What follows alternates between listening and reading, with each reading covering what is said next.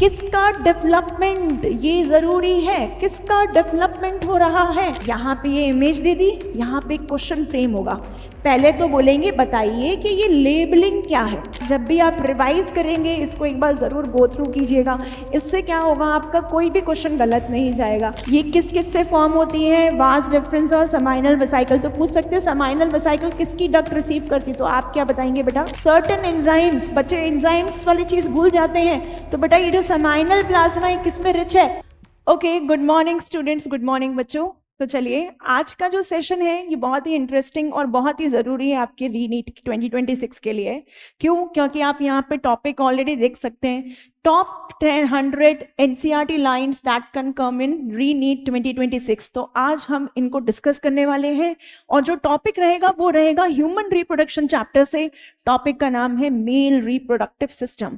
इसमें से हम बेटा जो देखने वाले हैं वो है most expected biology questions for रीनीट 2026। तो यहाँ पे हम हर पैराग्राफ में हर लाइन को बहुत बारीकी से डिकोड करते चलेंगे कॉन्सेप्ट वाइज। कुछ चीज़ें बहुत इजी रहेंगी, कुछ चीज़ें बहुत कॉन्सेप्चुअल रहेंगी और इनसे हम समझेंगे कैसे सबसे ज़्यादा आपसे क्वेश्चन अभी रीनीट 2026 को पूछे जा सकते हैं। चलिए इसे स्टार्ट करते हैं आज के सेशन को। ये बहुत ही इंटरेस्टिंग होने वाला है और आप लोगों के लिए बहुत ज़्यादा इम्पॉर्टेंट और ज़रूरी सेशन है। चलिए स्टार्ट करते हैं। तो बेटा यहाँ पे हम अगर देखें तो हम यहाँ पढ़ सकते हैं ह्यूमंस जो है बेटा, these are sexually reproducing and viviparous. ठीक है, ये हमें बहुत पहले से ही पता है, हम ये सारी चीजें पहले पढ़ चुके हैं बच्चों।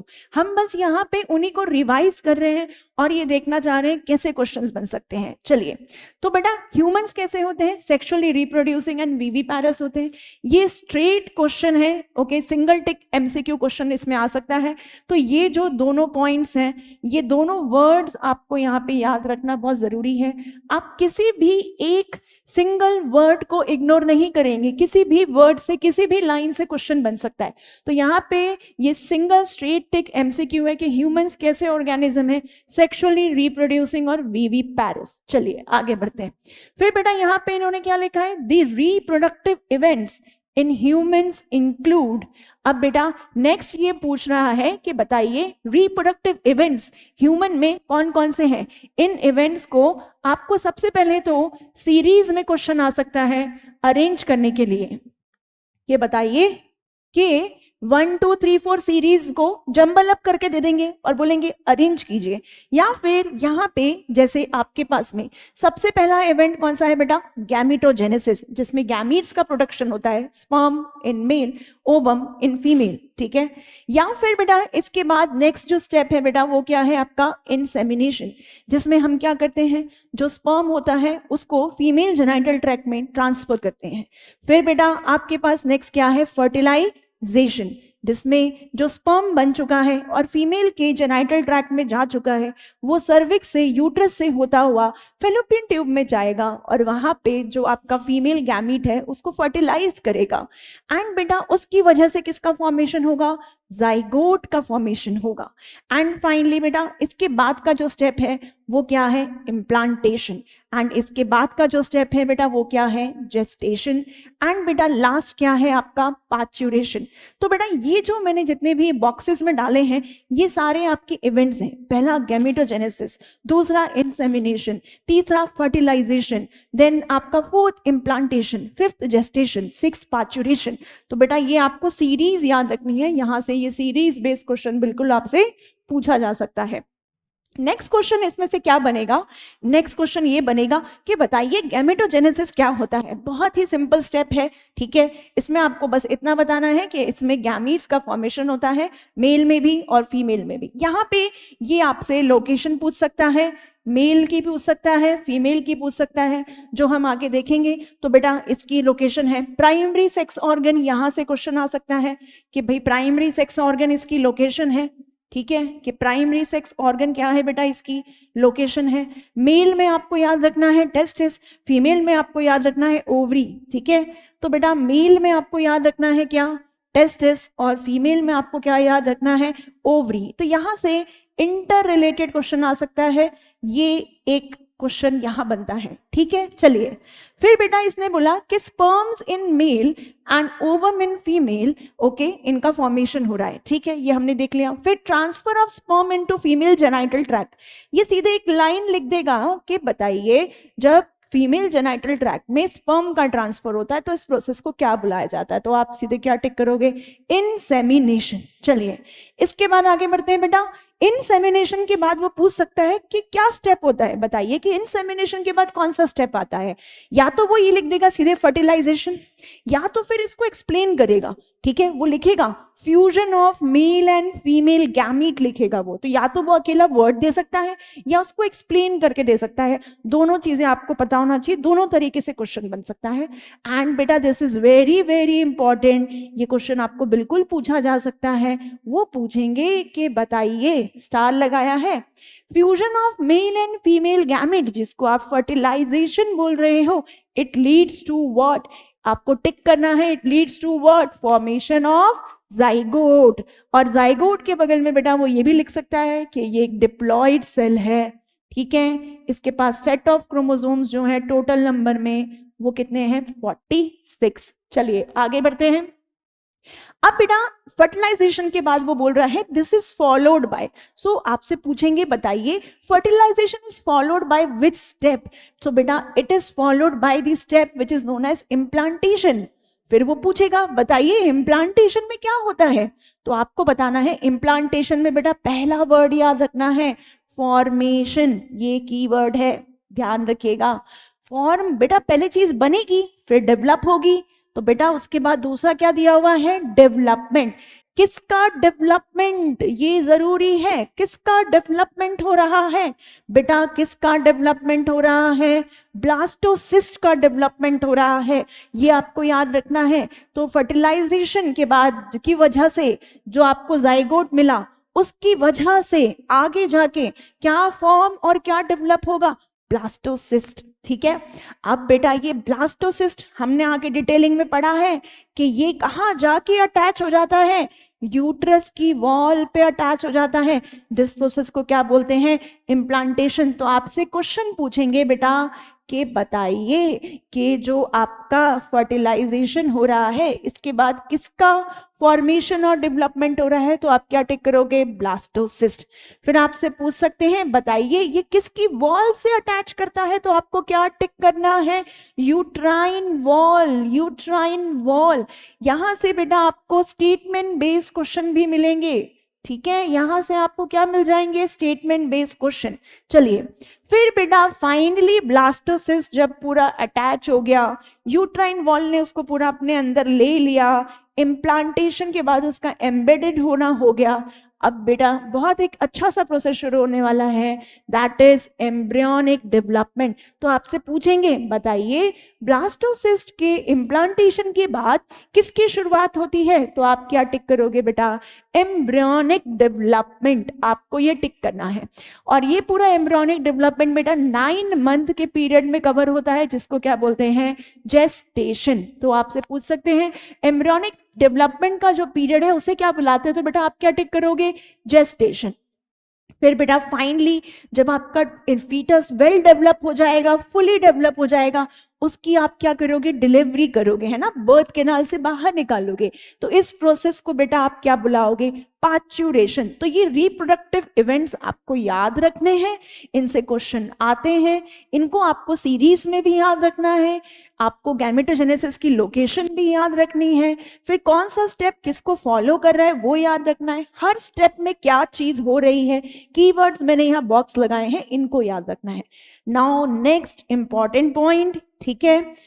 अब बेटा यहाँ पे ये आगे क्या बोल रहा है, you have learn that these reproductive events occur after puberty. तो बेटा ये सारे इवेंट कब होने वाले हैं, जब आपकी प्यूबर्टी आएगी।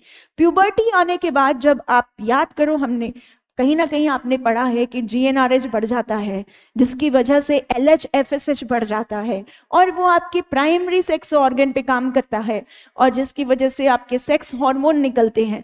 तो बेटा इन्हीं की वजह से ये सारे इवेंट्स होते हैं। तो बेटा ये ध्यान रखना है, यहाँ से क्वेश्चन बनेगा कि ये बेसिकली रिप्रोडक्टिव इवेंट्स कब अकर कर रहे हैं बेटा? After puberty. Once the puberty has started, these all events will start. But very important, when we talk about gametogenesis, okay, जब हम गैमेटोजेनेसिस की बात करते हैं, ये आपने आगे पढ़ा हुआ होगा, तो बेटा याद रखना है गैमेटोजेनेसिस, ठीक है, जिसमें आपका आता है oogenesis, ठीक है, फीमेल की बात कर रही हूं मैं, मेल की नहीं. oogenesis, तो बेटा ये तो ड्यूरिंग एम्ब्रियोनिक स्टेज स्टार्ट हो जाता है. कब स्टार्ट हो जाता है? Embryonic stage. तो ये एक आपको की डिफरेंस याद रखना है, ये जरूरी है. ये यहां से क्वेश्चन बिल्कुल आ सकता है, क्योंकि इसी के आगे बेटा ये क्या दे रहा है?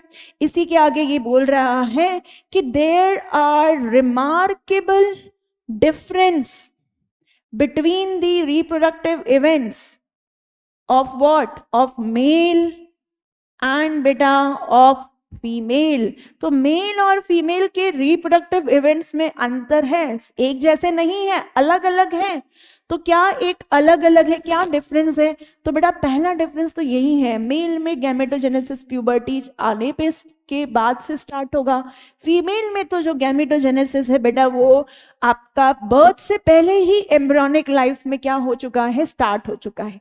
दूसरा डिफरेंस बेटा यहां से ये क्वेश्चन बनेगा, ठीक है, तो ये आपको याद रखना है, ये इंपॉर्टेंट है, इससे आपको बिल्कुल क्वेश्चन मिलेगा. ये रिमार्केबल डिफरेंस, ये बहुत इंपॉर्टेंट है. देन इसके बाद बेटा स्पर्म फॉर्मेशन, क्या डिफरेंस बोल रहा है? ये बोल रहा है कि जो स्पर्म फॉर्मेशन है it continues even in old man, but formation of ovum ceases, ceases का मतलब रुक जाना, in women around the age of 50 years. Remember this age, okay. तो वो ये बोलना चाह रहा है कि जो स्पर्म का जो फॉर्मेशन है वो लगातार चल रहा है मेल में, बंद नहीं होगा, जब तक वो जीवित है तब तक बनता रहेगा. ओल्ड मैन में बन रहा है, लेकिन बेटा एक फीमेल के अंदर, ठीक है, जहां गैमीट प्यूबर्टी से पहले ही बनने स्टार्ट हो चुके हैं, वहीं अगर आप इनको देखते हो तो ये एक पर्टिकुलर एज तक ही मिलेंगे, पूरी लाइफ लॉन्ग देखने के लिए नहीं मिलेंगे. वो एज का नंबर आपसे पूछेंगे तो आपको क्या टिक करना है बेटा? 50 years पे जाके ओवम का फॉर्मेशन क्या हो जाता है? स्टॉप. तो वो आपसे पूछेंगे बताइए एक फीमेल में अराउंड 50 years ऑफ एज ऐसा कौन सा इवेंट अकर करता है? तो आप बहुत अच्छे से बता सकते हो कि formation of ovum ceases, formation of ovum ceases. इसका रीजन बेटा आप यहाँ पे क्या मार्क करोगे? वो आपको ये भी पूछ सकता है मेनोपॉज. क्या पूछ सकता है बेटा? मेनोपॉज. इस इवेंट को हम क्या बुलाते हैं? मेनोपॉज. तो देखिए चीजें इंटर रिलेटेड हैं, ये आपको पॉइंट याद रखना है, यहां से ये क्वेश्चन बन सकता है. Is it clear to everyone? Okay, चलिए नेक्स्ट बेटा हम बढ़ते हैं आगे. चलिए नेक्स्ट ये क्या बोल रहा है? नेक्स्ट इसने बोला कि जो मेल रिप्रोडक्टिव सिस्टम है, ठीक है, इसकी लोकेशन कहाँ है?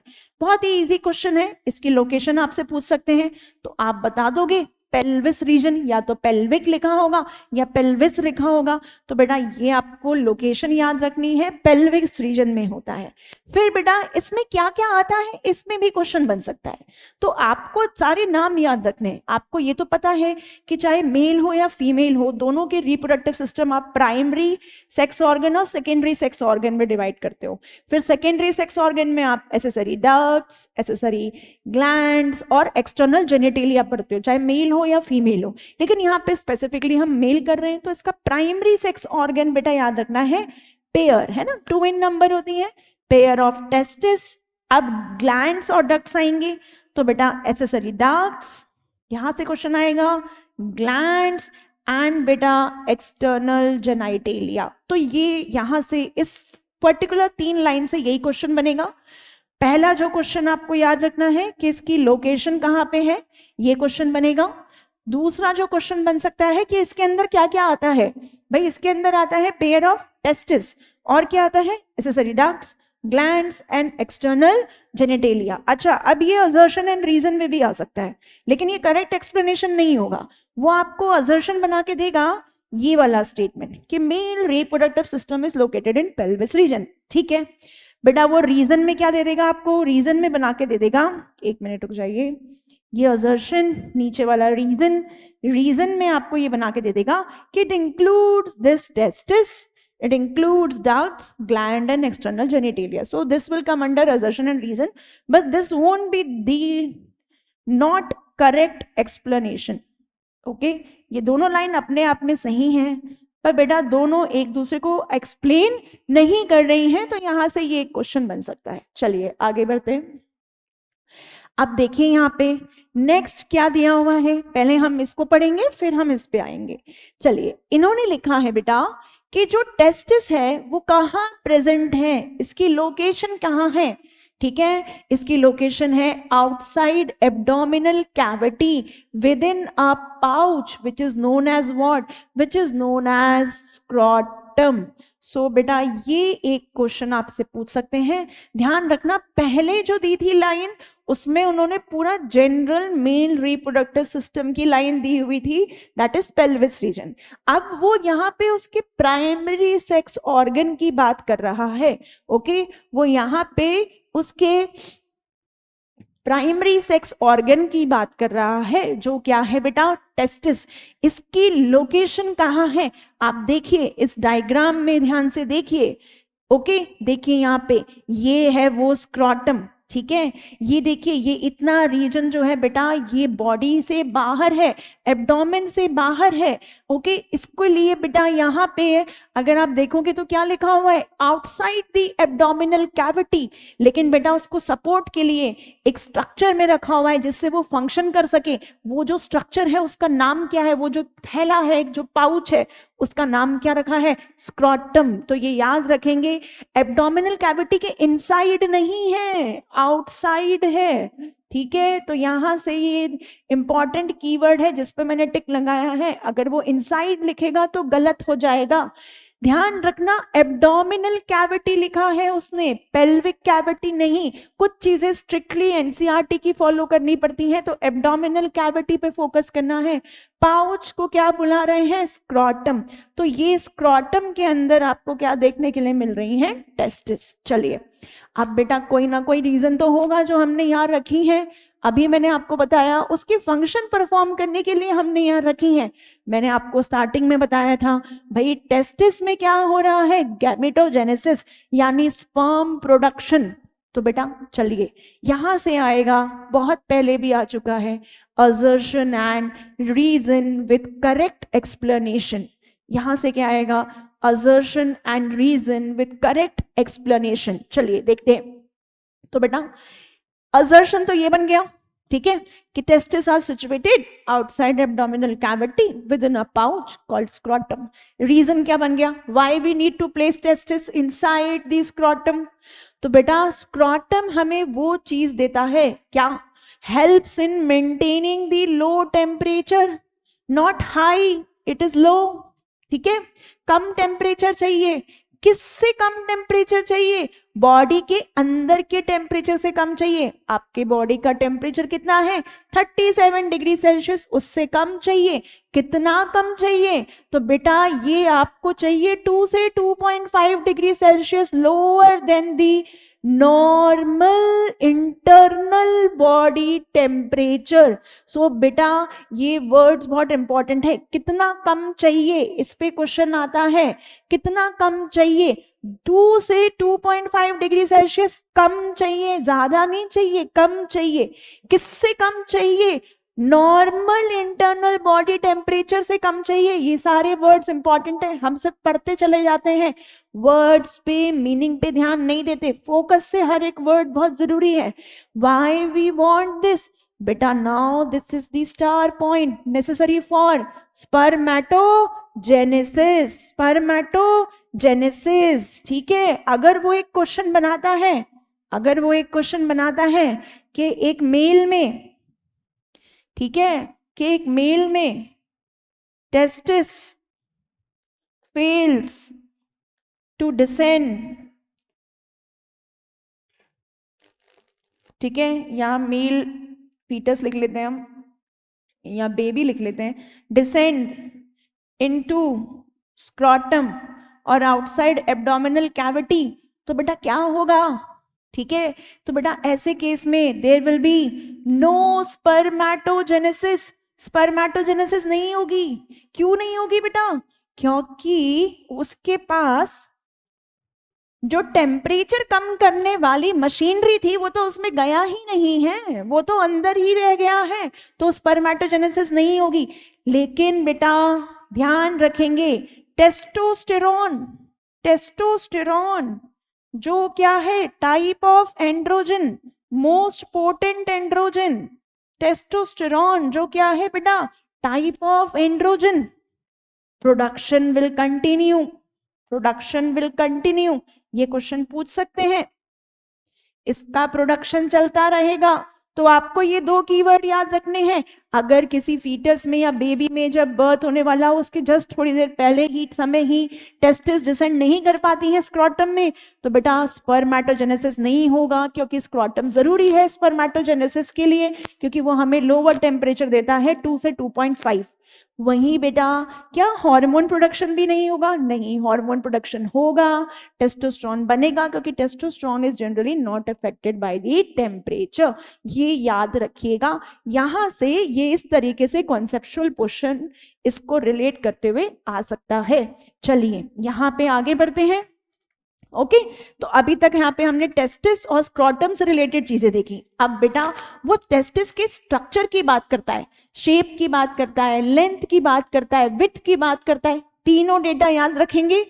अडल्ट्स ध्यान रखेंगे, अडल्ट्स, क्योंकि बच्चों में तो बेटा साइज जो होता है वो स्मॉलर होता है। इन्होंने आपको किसका डेटा दिया है? अडल्ट का डेटा दिया है। In adults each testis what is the shape? ध्यान रखेंगे, oval in shape. And what is the length? Length भी ध्यान रखना है, कितनी लेंथ है? 4 to 5 सेंटीमीटर लेंथ है। It is the length not the width. Width को लेंथ कर देगा, लेंथ को विड्थ कर देगा। ध्यान रखेंगे लेंथ कितनी है? 4 to 5। विड्थ कितनी है? 2 to 3 सेंटीमीटर, 2 to 3 सेंटीमीटर। तो बेटा एक तो ओवल वर्ड याद रखेंगे, फिर ये 4 to 5 सेंटीमीटर और 2 to 3 सेंटीमीटर। ये डेटा आपको याद रखना है, यहां से डायरेक्ट डेटा बेस्ड क्वेश्चन बनता है। चलिए अब बेटा नेक्स्ट वो बताता है क्या टेस्टिस को हमने कोई प्रोटेक्शन दिया है, कोई सपोर्ट दिया है? दिया है। बॉडी में सपोर्ट देने वाली कनेक्टिव टिश्यू होती है। तो बेटा टेस्टिस जो है it is covered bye, testis जो है it is covered by what? Dense covering. ठीक है, ये डेंस कवरिंग बेटा किसकी बनी है? डेंस कवरिंग बेटा बनी है कनेक्टिव टिश्यू की। ये डेंस कवरिंग किसकी बनी है बेटा? कनेक्टिव टिश्यू की। तो ये याद रखिएगा कि जो ये डेंस कवरिंग है बेटा ये किसकी बनी है? कनेक्टिव टिश्यू की बनी है।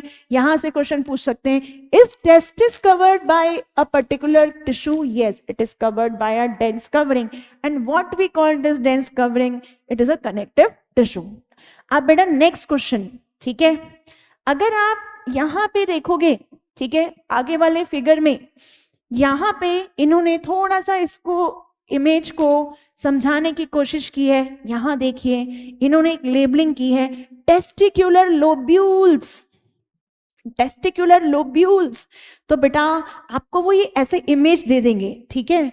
इमेज देने के बाद में आपको क्या बोलेंगे? चलिए यहाँ पे ये इमेज दे दी, यहाँ पे क्वेश्चन फ्रेम होगा। पहले तो बोलेंगे बताइए कि ये लेबलिंग क्या है, ठीक है। आपने क्या मार्क करना है? Testicular lobule. फिर पूछेंगे ईच टेस्टिस में, इसमें या फिर इसमें, ईच टेस्टिस में इनका नंबर पूछेंगे बेटा, ठीक है। तो बेटा याद रखना ईच टेस्टिस में कितना है? 250। तो इसमें भी 250, इसमें भी 250, दोनों में मिला के कितना हो गया बेटा?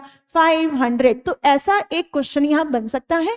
ये इमेज दे के भी बेटा आपसे इनका डेटा पूछ सकता है, इनकी जो जानकारी, इनकी जो इंफॉर्मेशन एनसीईआरटी में दी है उससे रिलेटेड क्वेश्चन बन सकता है। तो ये बहुत जरूरी है, ये ध्यान रखेंगे। तो यहां से क्वेश्चन जो आपसे पूछेंगे वो ऐसे पूछेंगे कि देखिए ईच टेस्टिस में बेटा अबाउट हाउ मेनी कंपार्टमेंट्स हैं? 250 कंपार्टमेंट है। इन कंपार्टमेंट को वो क्या बुला रहा है? टेस्टिक्युलर लोब्यूल्स बुला रहा है। क्या बुला रहा है? Testicular lobules. चलिए अब डायग्राम बेस्ड क्वेश्चन तो बहुत जरूरी है, और आपको पता है ह्यूमन रिप्रोडक्शन में बहुत सारे डायग्राम है। डायग्राम ना जब एनसीईआरटी के प्रिंट होके आते हैं ना तो वो बहुत ज्यादा रीडेबल नहीं होते हैं, उनको रीड करने में, एरो को समझने में बच्चों को बहुत दिक्कत होती है। तो इसकी ट्रिक है, ठीक है, आप किसी एक पर्टिकुलर लेबलिंग को पकड़िए और उससे सीरीज में चीजों को याद करते जाइए। समझिए मैं क्या बोल रही हूं।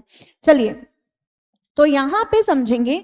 देखिए, सबसे पहले मैंने यहाँ पे जिस लेबलिंग को इनिशिएट किया वो है यूरेटर, ठीक है, ये यूरेटर है, किडनी से होके आ रहा है और ये यहाँ यूरिनरी ब्लैडर में एंटर करने वाला है।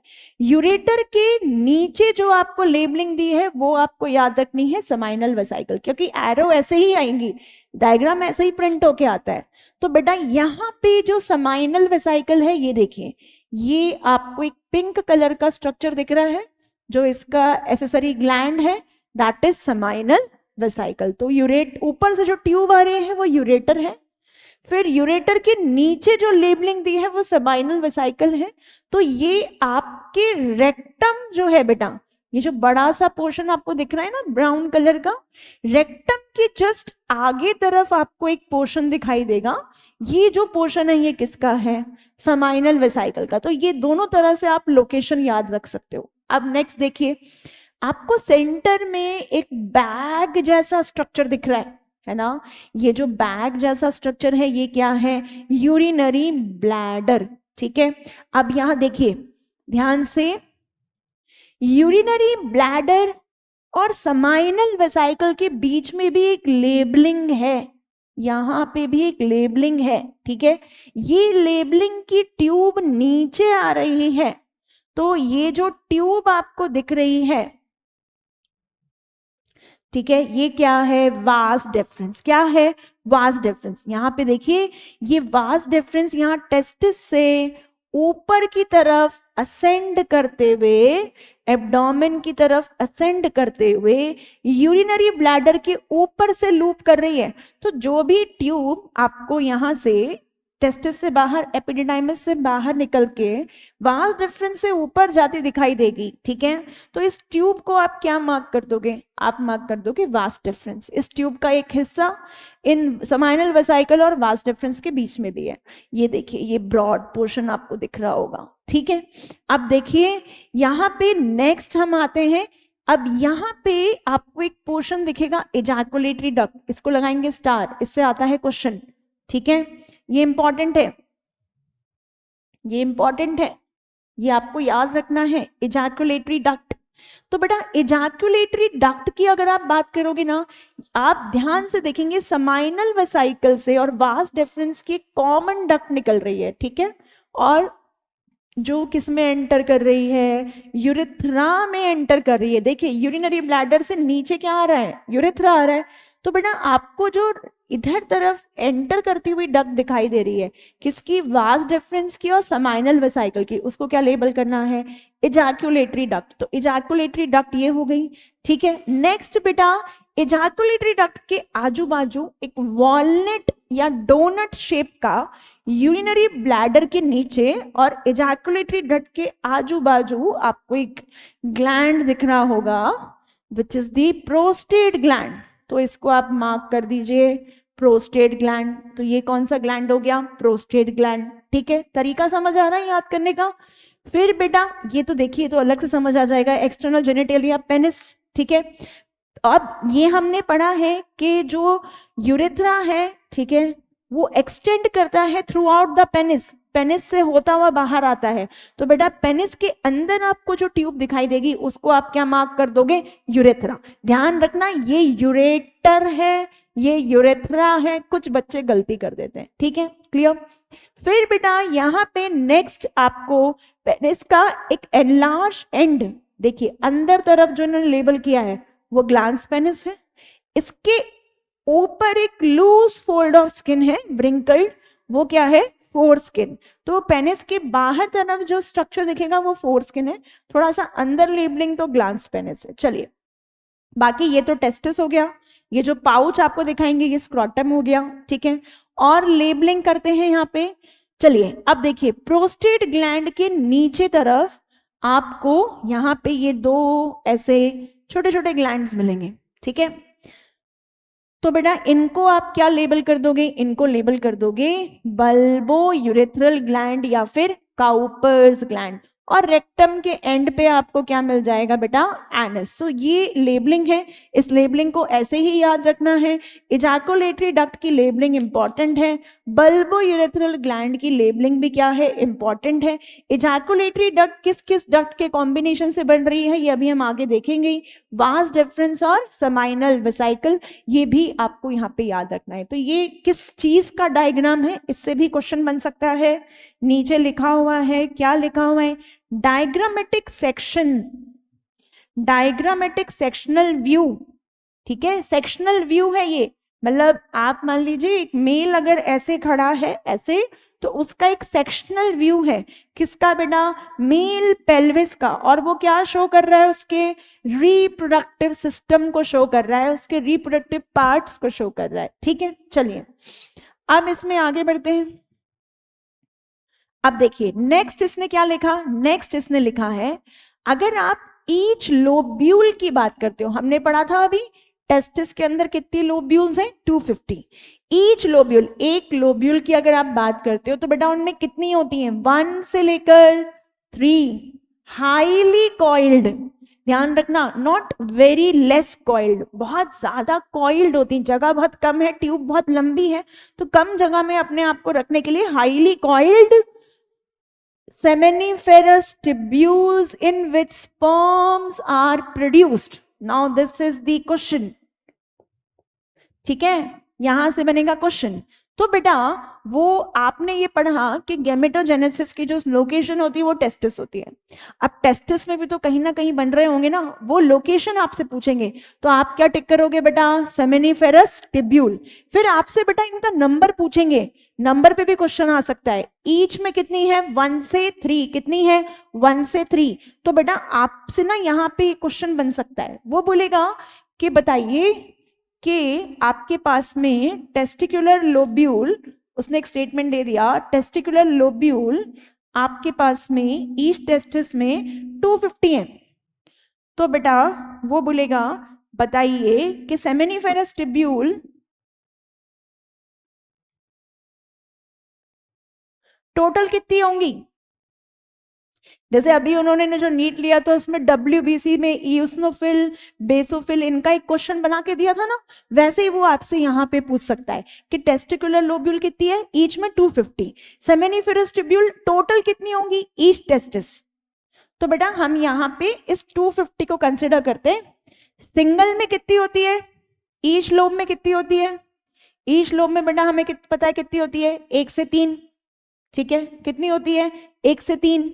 अब बेटा आप कुछ नहीं करोगे, 250 को 1 से करोगे और 250 को 3 से करोगे, तो 250 से लेकर 750, तो बेटा क्या हो जाएगा आंसर, 250 से लेकर 750 सेमिनिफेरस ट्यूब्यूल एक टेस्टिस के अंदर मिलेंगी। तो ऐसा क्वेश्चन भी बिल्कुल बन सकता है, याद रखिएगा ये कैलकुलेशन को। ठीक है, अगर वो इसको चेंज भी कर देता है, क्योंकि वो अबाउट लिखता है, एग्जैक्ट नंबर नहीं लिखता, मान लीजिए वो आपको दे देता है 250 से 300, तो फिर आपको कैलकुलेशन उस हिसाब से करना पड़ेगा। ये वो कांस्टेंट रख सकता है 1 से 3, तो ये आपको याद रखना है। कुछ इस तरीके से आप करेंगे 250 इंटू 1, 250 इंटू 3।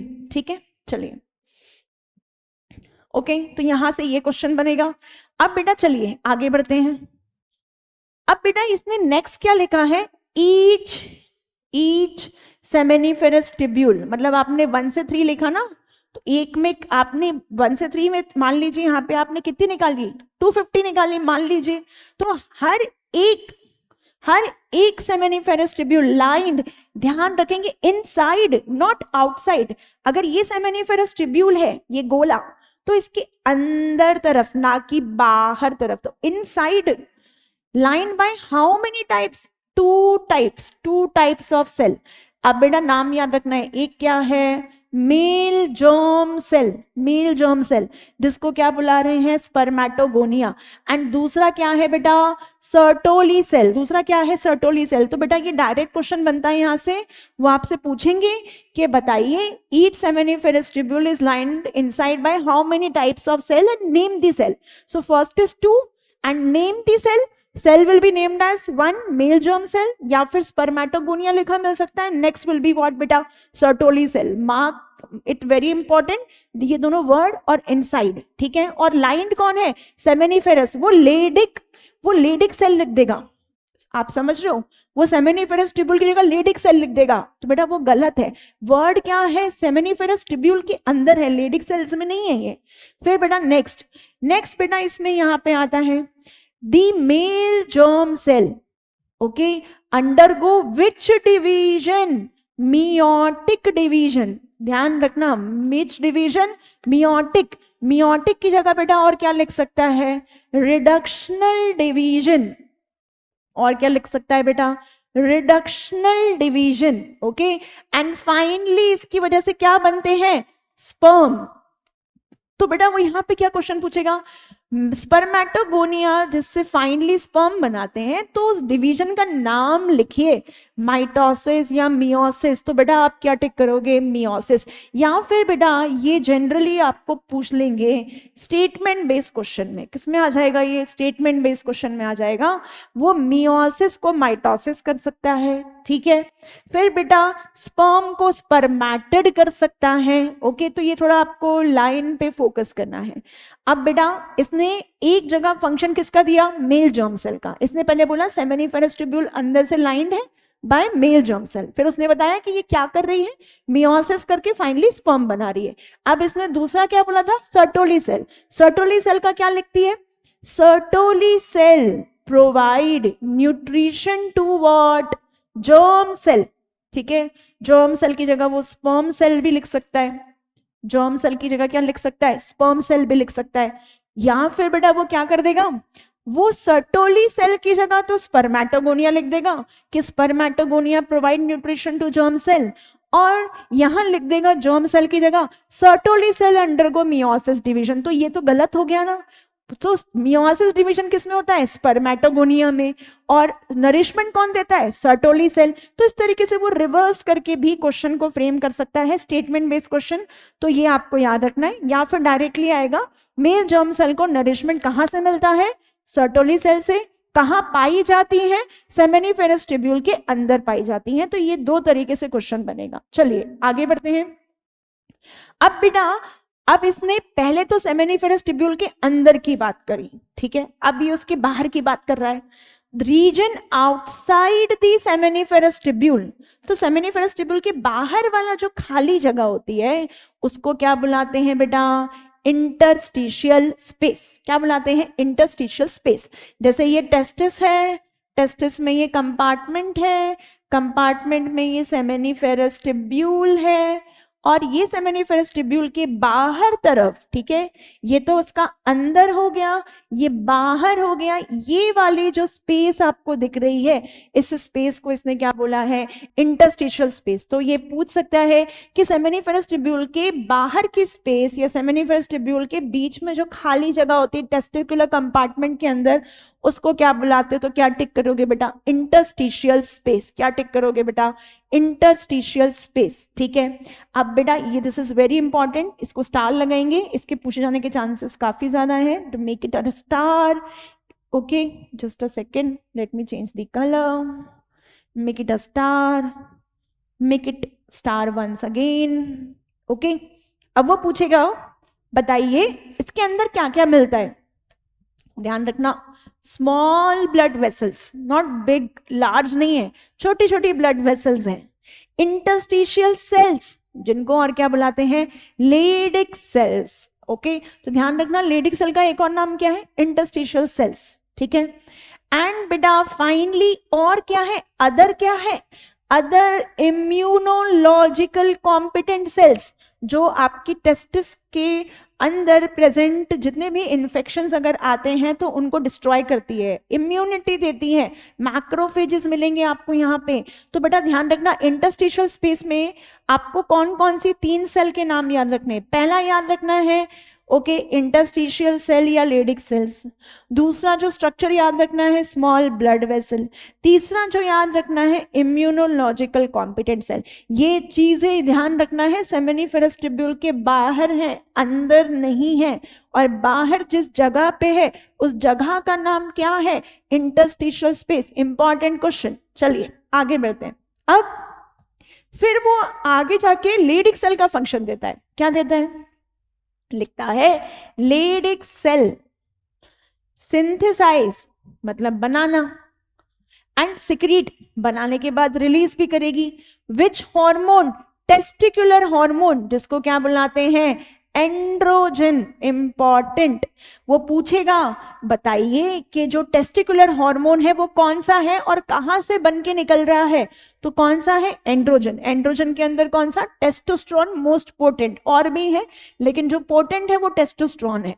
किससे बन रहा है, लेडिक सेल। तो बेटा ध्यान रखना, सिर्फ बना नहीं रही है, सिक्रीट भी कर रही है। तो अगर आप ध्यान रखेंगे तो लेडिक सेल सिंथेसाइज भी करती है और क्या करती है, सिक्रीट भी करती है, दोनों काम करती है। तो ये दोनों वर्ड आपको याद रखने बहुत ज्यादा जरूरी है, ठीक है। चलिए अब एक बार इस डायग्राम को ओवरव्यू करते हैं। हम पहले देख चुके हैं, ये आपको और इजीली समझ आ जाएगा।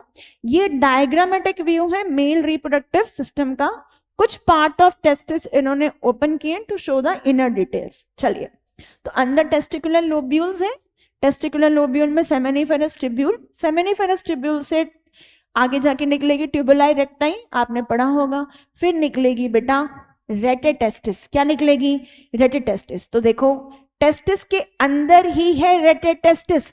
टेस्टिस के अंदर से जो नीचे तरफ एरो जा रही होगी वो टेस्टिकुलर लोब्यूल मार्क करेंगे, जो ऊपर तरफ एरो जा रही होगी उसको रेटेटेस्टिस मार्क करेंगे। फिर थोड़ा सा रेटेटेस्टिस से ऊपर जो डक्ट टेस्टिस से बाहर निकल रही है, टेस्टिस को लीव कर रही है, वेरी वेरी इंपॉर्टेंट। ऐसी कौन सी डक्ट है जो टेस्टिस को लीव करती है, उसको याद रखना है, वासा एफ्रेंशिया। एक होती है या दो, दो होती हैं, एक इधर एक इधर, रेटेटेस्टिस भी इधर और इधर, ठीक है।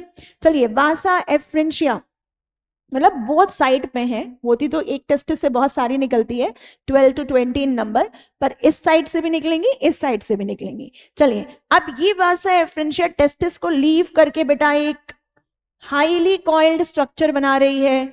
इसके ऊपर तरफ आपको जो दिखेगा दैट इज एपिडिडाइमिस। तो this location is known as posterior. Question आता है कि एपिडिडाइमिस टेस्टिस के किस लोकेशन पे है, किस तरफ है, तो आप क्या टिक करोगे बेटा, पोस्टीरियर एंड पे है।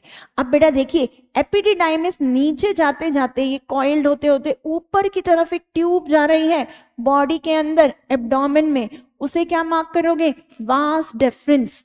फिर बेटा देखो ये थोड़ी ब्रॉड हो रही है, ब्रॉड होने के बाद इसमें बगल में इसके आपको एक एनलार्ज ग्लैंड मिलेगा, इसको क्या मार्क करोगे, समाइनल वेसाइकल, ठीक है। फिर बेटा ये समाइनल वेसाइकल और इसकी डक्ट यूरेथ्रा में एंटर कर जाएगी एज इजैकुलेटरी डक्ट। इसमें यहाँ पे मेंशन नहीं है, पहले वाले डायग्राम में था, ठीक है। फिर बेटा यहाँ पे ये जो आपको पोर्शन दिख रहा है एक मस्कुलर बैग जैसा, ये यूरिनरी ब्लैडर है, ये इसमें एंटर करते हुए यूरेटर है, ये तो इजी है लेबलिंग में।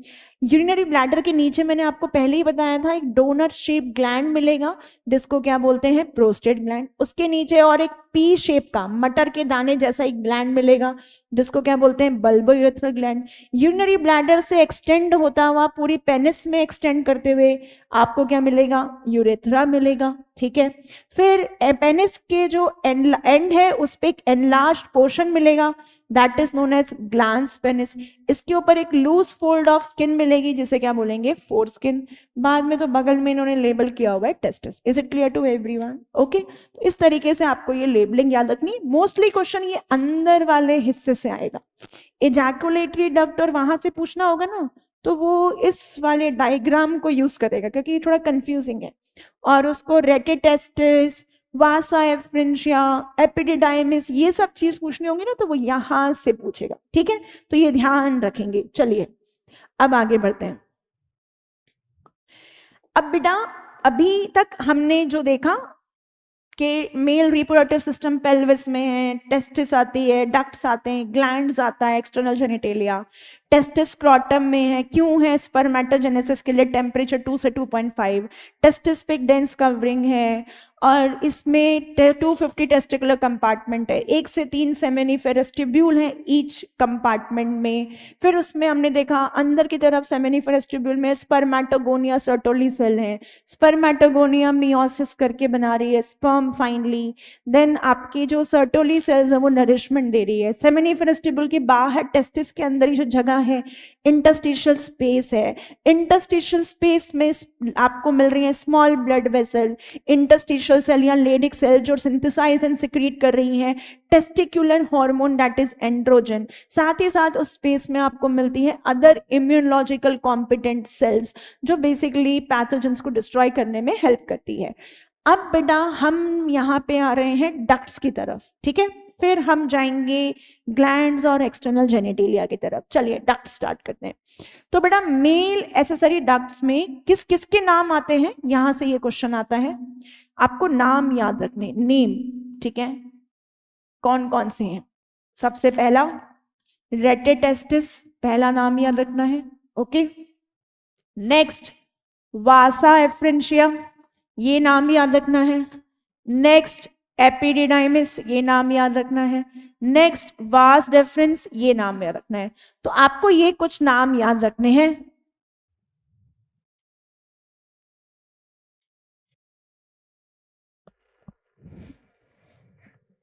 ओके, सो बेटा आपसे पूछेंगे कि मेल एसेसरी डक्ट्स में कौन कौन से नाम आते हैं, नाम याद रखना है। रेटेटेस्टिस, वासा एफ्रेंशिया, एपिडिडाइमिस, और क्या आता है बेटा, वास डेफरेंस। चलिए ठीक है, अब बेटा नेक्स्ट देखेंगे यहाँ पे। अब बेटा ये क्या लिखता है, seminiferous tubule of testis opens into vasa efferentia through rete testis. तो ये क्वेश्चन आपको पूछेंगे ही पूछेंगे, ये इंपॉर्टेंट है कि सेमिनिफेरस ट्यूब्यूल किसमें ओपन कर रही है, वासा एफ्रेंशिया में, किसकी मदद से, रेटेटेस्टिस, क्योंकि दोनों के बीच में क्या आ रहा है, ये सेमिनिफेरस ट्यूब्यूल है, ये वासा एफ्रेंशिया है, तो दोनों के बीच में क्या है, रेटेटेस्टिस। तो सेमिनिफेरस ट्यूब्यूल रेटेटेस्टिस से होते हुए किसमें ओपन करेगी, वासा एफ्रेंशिया। चलिए फिर बेटा ये बोल रहा है कि जो वासा एफ्रेंशिया है ये टेस्टिस को लीव करती हैं। तो बेटा आपसे ये यहाँ पे क्वेश्चन पूछेंगे कि बताइए कौन सी डक्ट, ठीक है, टेस्टिस को लीव करती है, तो क्या टिक करोगे, वासा एफ्रेंशिया। फिर नेक्स्ट क्वेश्चन क्या पूछेंगे, and opens into what, opens into epididymis, ठीक है, तो ये पूछेंगे बताइए वो किसमें खुलती है, कौन लीव करती है, और लीव करने के बाद किसमें खुलती है, दोनों चीजें पूछ सकते हैं। तो बेटा लीव करती है वासा एफ्रेंशिया, और बेटा खुलती किसमें है, एपिडिडाइमिस, एपिडिडाइमिस, ठीक है। एंड नेक्स्ट इंपॉर्टेंट क्वेश्चन पहले भी पूछा जा चुका है, किस जगह पे रहता है एपिडिडाइमिस, तो बेटा not anterior, it is what, along the posterior surface of each testis. दोनों टेस्टिस के पोस्टीरियर सरफेस पे आपको एपिडिडाइमिस मिलेगा, ये ध्यान रखेंगे, ठीक है। चलिए अब बेटा एपिडिडाइमिस से कौन सी डक्ट बनती है, एपिडिडाइमिस से बेटा बनती है vas deferens, okay, 2 in number. And बेटा ये किस तरफ होती है, मतलब ये ऊपर की तरफ जा रही है, असेंड कर रही है, किधर की तरफ, ध्यान रखेंगे एब्डोमेन की तरफ। डिसेंड लिखा होगा तो गलत होगा, क्या वर्ड पे फोकस करना है, असेंड। और दूसरा किधर, एब्डोमेन की तरफ, किसके ऊपर से घूम रही है, लूप कर रही है, ऐसे लूप कर रही है, तो बेटा loops over urinary bladder. Ureter भी लिख देगा वो, गलत हो जाएगा, ध्यान देना इसमें, ये सारी लाइंस बहुत इंपॉर्टेंट है। तो बेटा ये ध्यान देंगे कि एपिडिडाइमिस से कौन सी डक्ट बन रही है, वास डेफरेंस। वास डेफरेंस किसके ऊपर लूप कर रही है, यूरिनरी ब्लैडर। कहाँ असेंड कर रही है, एब्डोमेन की तरफ असेंड कर रही है, ठीक है। चलिए नेक्स्ट, फिर बेटा it receives a duct from seminal vesicle.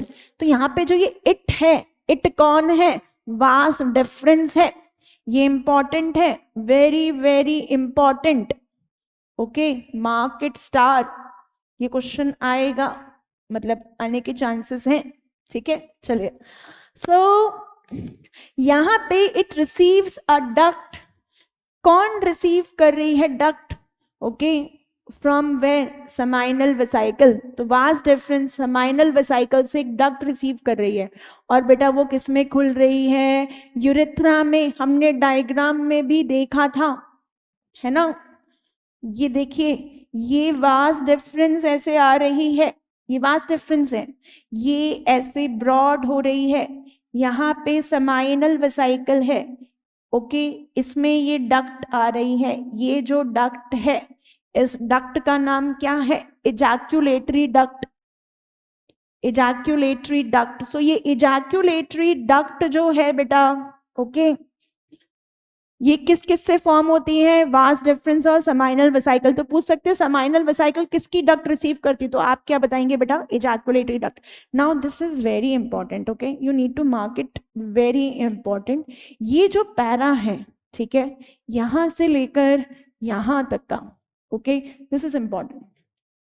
क्या इंपॉर्टेंट है इसमें, दीज डक्ट, ये जो डक्ट लिख रही है ना, रेटेटेस्टिस, वासा एफ्रेंशिया, एपिडिडाइमिस, वास डिफरेंस, क्या करती है, पहला याद रखना है, स्टोर करती हैं, ठीक है, इसको स्टार लगाएंगे बेटा, स्टोर करती हैं, और क्या करती हैं, ट्रांसपोर्ट भी करती हैं, स्टोर भी करके रखती हैं, आगे भी बढ़ाती हैं, किसको बेटा, मेल गैमेट स्पर्म को, कहां से बेटा, टेस्टिस से, किधर बेटा, आउटसाइड, किसके थ्रू बेटा, यूरेथ्रा के थ्रू, यूरेथ्रा के थ्रू, ठीक है, तो ये याद रखेंगे। ये देखिए यहां पे, ठीक है, यहां से स्पर्म बनने के बाद बाहर निकलेगा, कैसे निकलेगा, इन डक्ट्स के थ्रू, पहले इनमें स्टोर होगा, उसमें चेंजेस होंगे, चेंजेस होते होते, स्टोर होते होते, ट्रांसपोर्ट होते होते बाहर आएगा। तो टेस्टिस से बाहर निकाल रहे हैं, बाहर निकालने के लिए यूरेथ्रा की मदद ले रहे हैं, लेकिन उस बीच में इन डक्ट्स में रेटिटेस्टिस, वासा एफ्रेंशिया, एपिडिडाइमिस, वास डिफरेंस में ध्यान रखना है, स्टोर हो रहा है, फिर उसके बाद ट्रांसपोर्ट हो रहा है इनकी मदद से, और बेटा कैसे ट्रांसपोर्ट हो रहा है, outside testis through urethra. This is important, make sure आप इसको जरूर पढ़ के जाइएगा, ठीक है।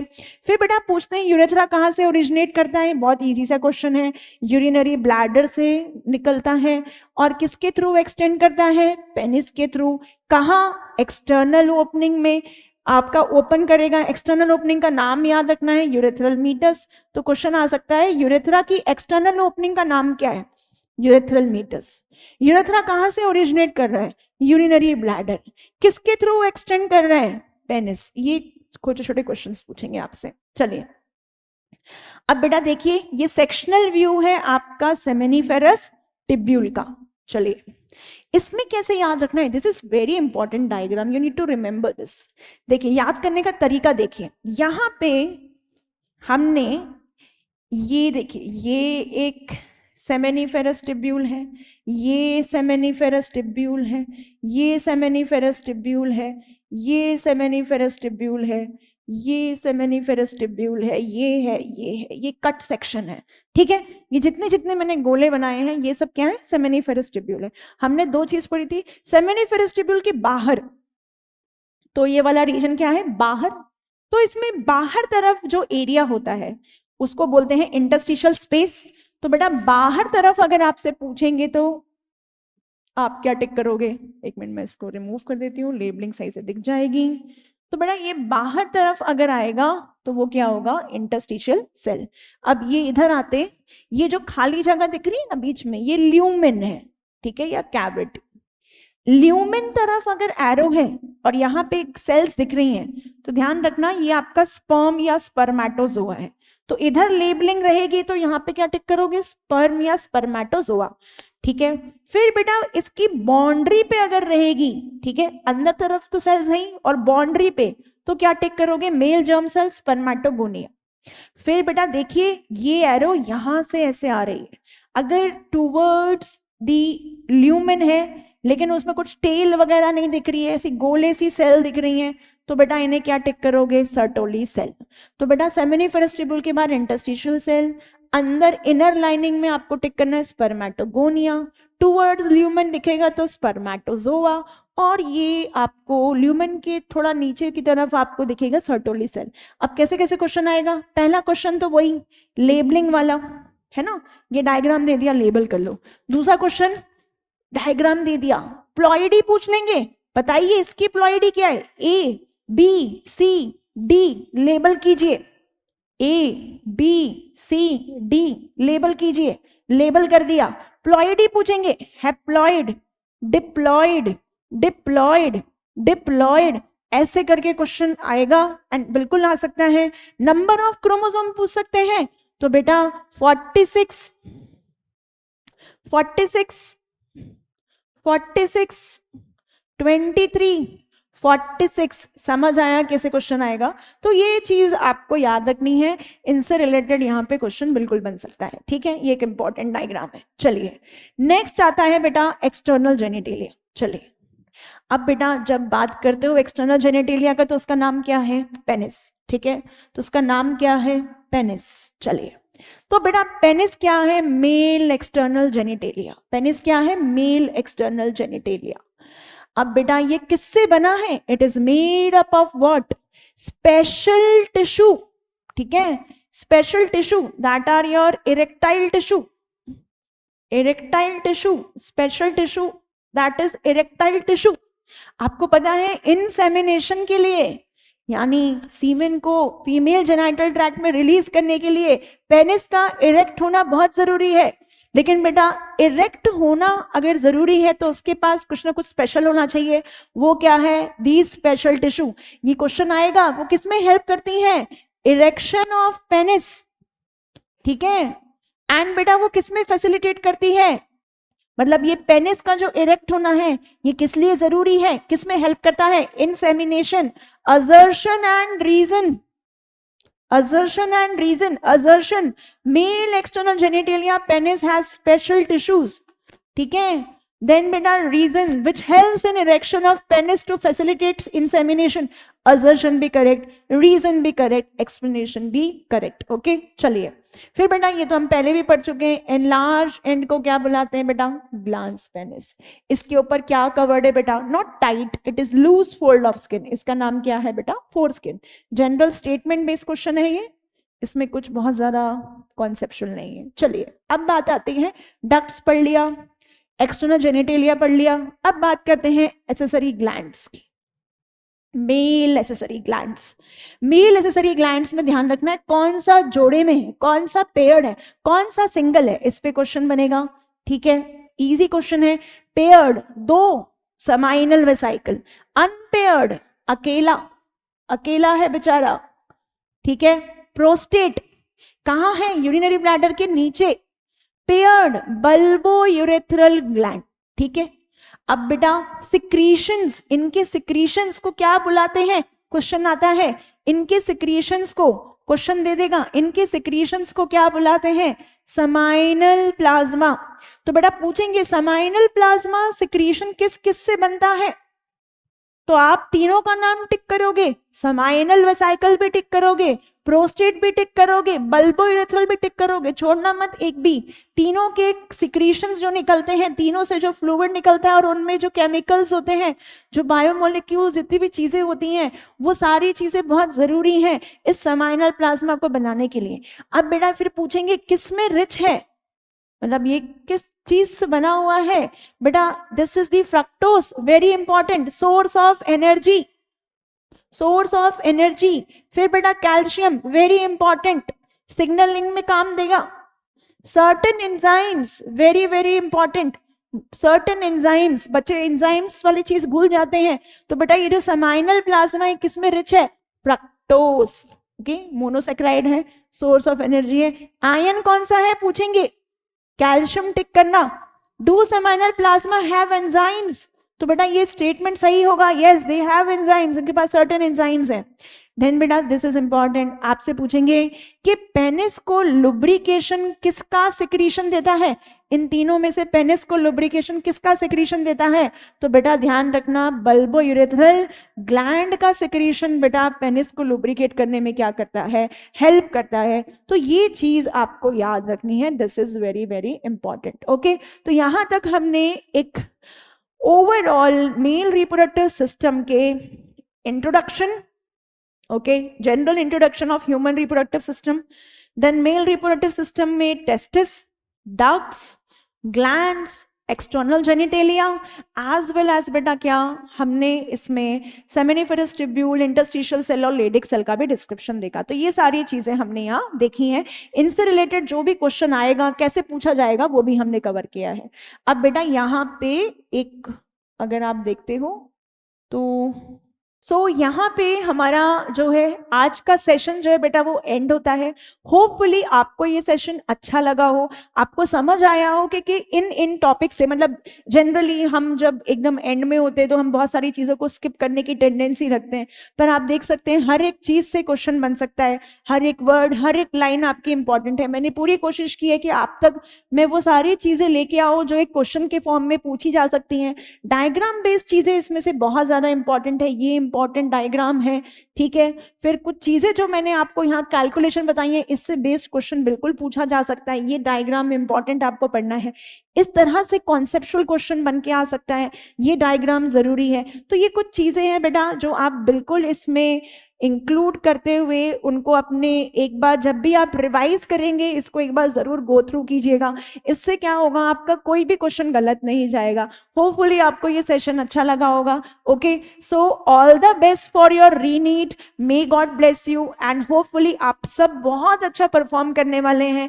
Stay very calm, confident, and you will do your best in the ReNeet 2026. Thank you so much.